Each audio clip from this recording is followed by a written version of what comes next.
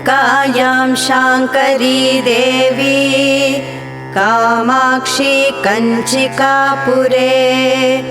पर्जन्ये सिंहला देवी चामुण्डी क्रौञ्चद्वीपिके अहिक्षेत्रे कामरूपे पैठणे पीठिकापुरी ओड्याणे गिरिजा देवी माणिक्या चित्रकूटके माहुर्यामेकवीरा च प्रयागे माधवी तथा जालन्धरे विष्णुदेवी काश्यां मङ्गलगौरिका कुरुक्षेत्रे महामाया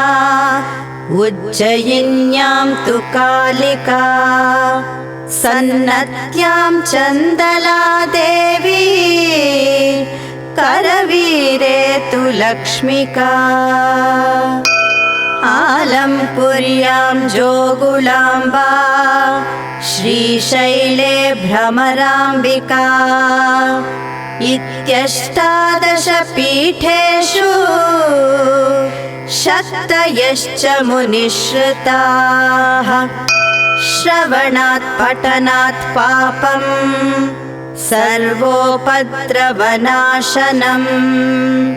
सर्वसौभाग्यदं नृणां सर्वकामफलप्रदम् अष्टादश महापीठा ऋषिभिर्निर्मिता पुरा त्रिसन्ध्यं यः पठेन्नित्यं सर्वकामार्थसिद्धिदम् इति श्री अष्टादशपीठशक्तिदेवतास्तोत्रं सम्पूर्णम्।